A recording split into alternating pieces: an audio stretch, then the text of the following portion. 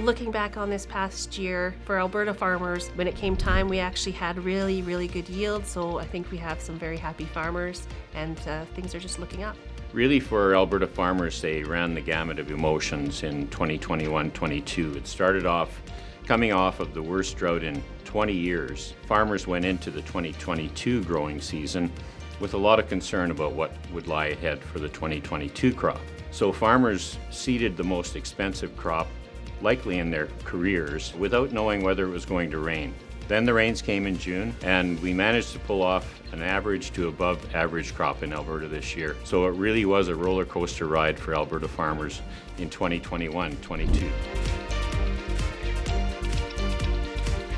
Canadian Barley Research Coalition really focuses on research that matters to farmers, and we have input from our research committees, from external advisors to focus on research that is most meaningful to producers. And it allows us to bring all of the parties to the table to maximize the investment on behalf of farmers in new varieties and agronomic investments that make sense for their farm. Our research department has been focusing their portfolios on projects that are going to be focusing on improved yields, better quality, better standability.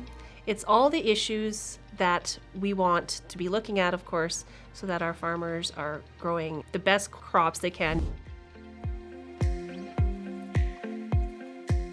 2022 was another busy year for the policy department. We saw an increase in our advocacy efforts. We also saw the introduction of a number of new policy and programs. We continue to grow our collaborations with our provincial and national partners, and then also navigated some of the changes that occurred in the provincial government. So one of the major policy issues that had our attention this year was the announcement of the fertilizer emission reduction targets by the federal government. The target was announced in 2021. The consultations were held this year, and the Commission spent a great deal of time preparing a robust submission to that consultation process. Now we continue to be engaged with government and work on a strategic approach to mitigating any potential impacts of this voluntary target.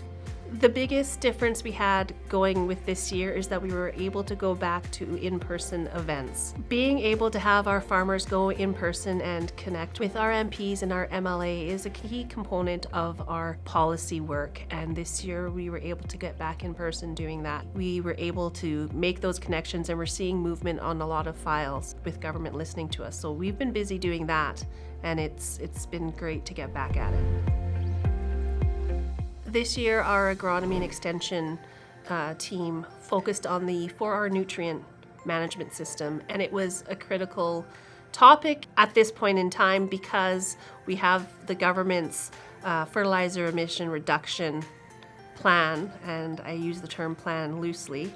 They didn't consult well, it's poor data, so 4R nutrient is one of those tools. Fertilizer use is a major concern for producers in Alberta this year. With the increased costs and discussions at a federal level, the extension team recognized this and made it a major point of discussion on field days such as wheat stock and others. Seeding at the appropriate rates is very important to Alberta producers. The extension team recognized this and developed a seeding rate calculator that producers can use to make sure that they're seeding at the correct rates to get the most out of their crop.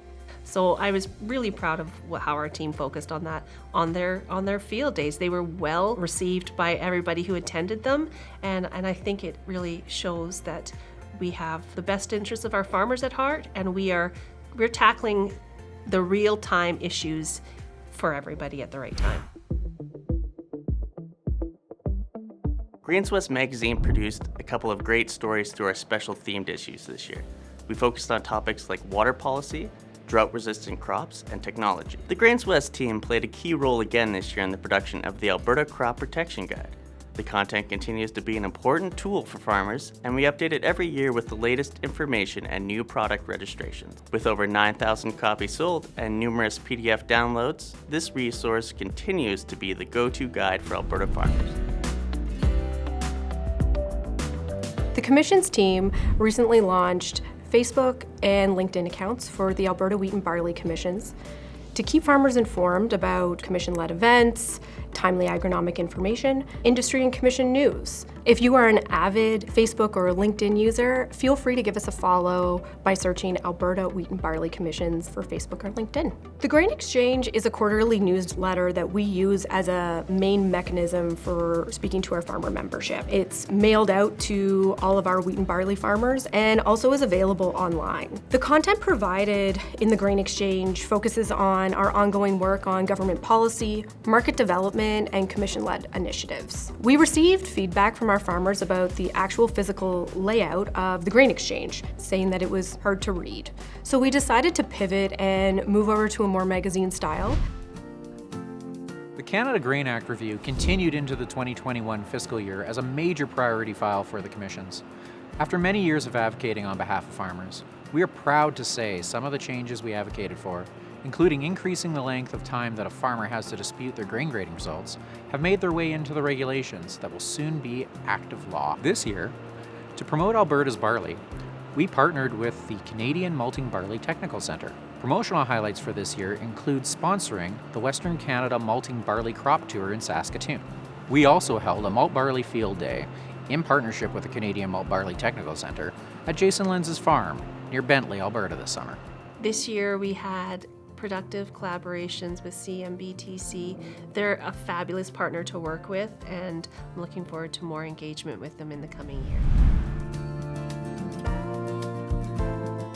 The Government of Canada announced 2 major changes for Western Canadian agricultural producers experiencing cash flow difficulties in the wake of record high input prices and last year's drought conditions. Quicker access to funds, with producers being able to access their entire advance up front with no holdback.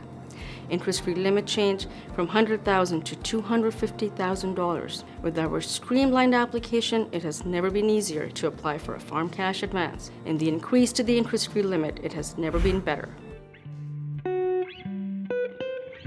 Well, we were pleased to receive a mandate from Alberta barley and wheat farmers to move forward with the amalgamation of the commissions. So we've been working on this project for a number of years. We've been operating with a single management structure for 5 years. Now the heavy lifting begins to move forward with developing the new operating model, the financial structure, the governance structure, and the branding of the new barley and wheat commissions. Building on the success of the single management team that has been in place since 2017, we're committed to developing a governance and financial structure that will further create efficiencies and will strengthen the voice of barley and wheat farmers.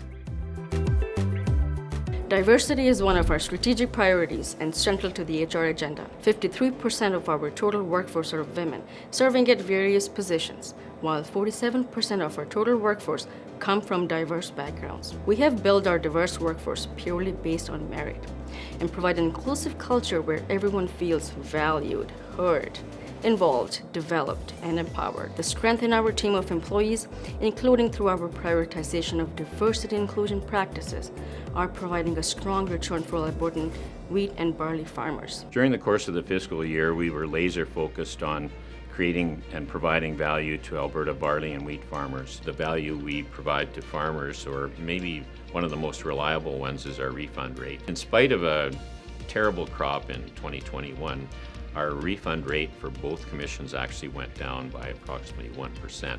So we're pretty proud of that. At the end of the day, the main focus when it comes to our board of directors and our staff, when we're making decisions, when we're choosing which files to focus on, is we're looking to keep the barley industry profitable for our farmers, innovative, dynamic, and forward thinking. So we want to make sure that the return on investment for our farmers is going to be profitable for them in their operations.